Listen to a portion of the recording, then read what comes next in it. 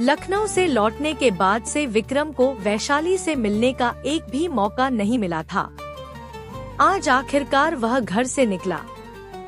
रास्ते में उसने देखा एक परम सुंदर कन्या, उम्र कोई 15 साल होगी, कंधे पर घड़ा लिए गांव के कुएं पर पानी भरने आई थी। विक्रम उसे देखकर पहले तो अजनबी समझा। थोड़ा आगे जाकर उसे एहसास हुआ कि वह कोई और नहीं, वैशाली ही है। पास ही एक झाड़ी के पीछे वह खड़ा हो गया। वैशाली ने उसे देखा नहीं, जिसे उसने पिछले पूरे 4 साल से नहीं देखा था। उसे अचानक सामने पाकर उसका मन आनंद से भर गया। वह चुपचाप धीरे धीरे उसके पीछे गया और दोनों हाथों से उसकी आंखें बंद कर दी। वैशाली चौंकी। उसने उसके हाथ पकड़ लिए और बोली, छोड़ो, मैं पहचान गई। विक्रम ने नहीं छोड़ा। वैशाली हंसकर बोली, कोई मुझसे इस तरह पकड़ने की हिम्मत नहीं करता। विक्रम हंसा, आंखें खोल दी और बोला, वैशाली, तूने मुझे अभी तक भुलाया नहीं। क्यों, तुम लोग तो जल्दी जल्दी भूल जाते हो ना। वो तो कह सकती है, लेकिन वैशाली, मुझे यहाँ देखकर तुझे हैरानी नहीं हुई? हैरानी क्या? मुझे पता था कि तुम आओगे ही। आज ही आऊंगा, आज ही आएंगे, ये नहीं सोचा था। चलो अब, पापा ने तुम्हें बुलाया है। नहीं, नहीं जाऊंगा। क्यों? मुझे बहुत शर्म आ रही है। तो भी एक बार चलो ना। नहीं, तेरे साथ ये सब हो नहीं सकता। तू बहुत शैतान है। क्या मैं तुमसे ज्यादा शैतान हूँ? ये तो मानना पड़ेगा। अचानक विक्रम ने उसे बाहों में भरकर चूम लिया। वैशाली के दोनों गाल लाल हो उठे। एक अनुपम शोभा उभर आई। उसने बनावटी गुस्से से कहा, तुम क्या समझते हो कि मैं अभी भी वही बच्ची हूँ? स्कूल जाते वक्त जिस तरह तालाब के घाट पर शैतानी करते थे, अब भी वैसी ही करोगे? मेरे लिए तू हमेशा बच्ची ही रहेगी। अच्छा, एक बात याद आई। एक नई खबर है। क्या? मेरा ब्याह। विक्रम चुप हो गया। वैशाली ने फिर कहा, मेरा ब्याह सुनकर तुम्हें खुशी नहीं हुई? मुझे तो बहुत खुशी है, तुम्हें क्यों नहीं? क्या तुम मुझे प्यार नहीं करते? विक्रम मजबूर होकर बोला, करता हूँ तो तुम्हारा ब्याह नहीं होगा? होगा। कहाँ? हरिद्वार में। यही है तुम्हारा प्यार, कहकर वह हंसती हुई पानी लेकर चली गई। वैशाली की यह छलना विक्रम समझ नहीं पाया। वह हक्का बक्का वहीं खड़ा रह गया। एक शाम सुजीत बाहर गए थे। विक्रम ने मौका देखकर भाभी सुमेधा के पास जाकर पूछा, भाभी, दादाजी मान गए क्या?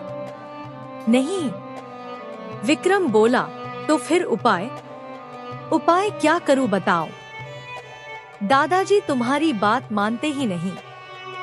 कहते हैं, विक्रम कभी मेरी बात से बाहर नहीं जाएगा, जा ही नहीं सकता। विक्रम के सारे सुनहरे सपने टूटने को हो गए। वह आंखों में आंसू भरकर भाभी की ओर देखता हुआ बोला, भाभी, तुम्हारे पैरों पड़ता हूँ, दादाजी को एक बार समझा दो। सुमेधा को जोर की हंसी आ गई। हंसते हुए बोली, बता क्या खिलाओगी? सब ठीक कर दूंगी। विक्रम भाभी की शरारत समझ गया और बोला, खिलाऊंगी कचू। मैं सब समझ गया, मेरे सामने चालाकी? अच्छा, जब समझ गई तो पूछने की क्या जरूरत थी? भाभी नाराज हुई। तुम्हारे सिवा मेरा और कौन है जो मैं उससे कहूँ? बचपन से तुम्हारे पास ही तो बड़ा हुआ हूँ। जो कुछ भी कहना होता था, तुम्ही को कहा। आज तुम मुझसे ऐसे बात कर रही हो, समझ नहीं पा रहा। जिसे गोद में लेकर पाला, जिसके ऊपर किसी ने हाथ भी उठाया तो खुद दुखी हो जाती थी, आज उसी को इतना दुख दे रही हो भाभी। कहते कहते विक्रम की आंखों से आंसू लुढ़क पड़े। सुमेधा ने उसके आंसू पोंछते हुए कहा, अभिमान मत करो भाई, मैं मजाक कर रही थी।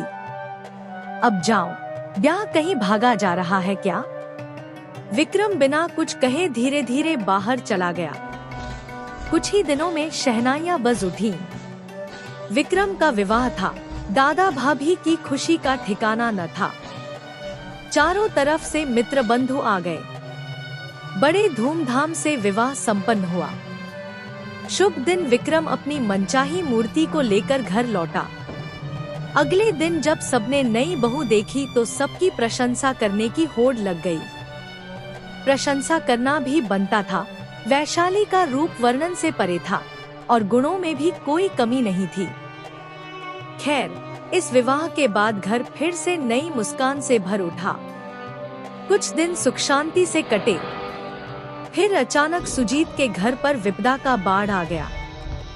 जब सुमेधा अविवाहित थी और अपने मायके में पढ़ाई लिखाई और गाना बजाना सीखती थी, तब गानानाच सिखाने के लिए उसके पिताजी ने एक अनजान उस्ताद को घर पर रख लिया था।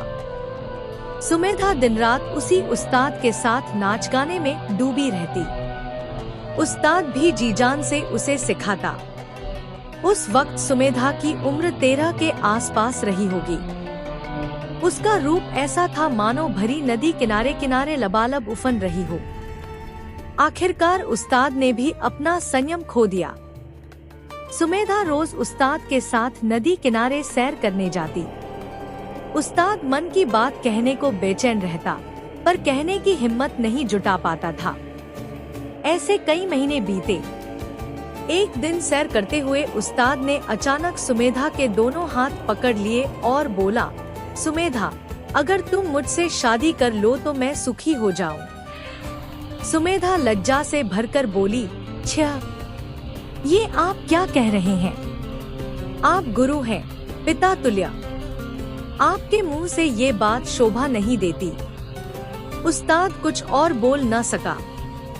सुमेधा घर लौट आई। अगले दिन से उसने नाच गाना सीखना ही बंद कर दिया। जब लड़की सीखना ही नहीं चाहती थी तो मजबूरन उस्ताद को विदा करना पड़ा। उस्ताद अपने घर चला गया, पर उसके मन में एक जिद जम गई थी। छल से, बल से, किसी भी तरह सुमेधा को हासिल करना है, नहीं तो उसका जीवन व्यर्थ।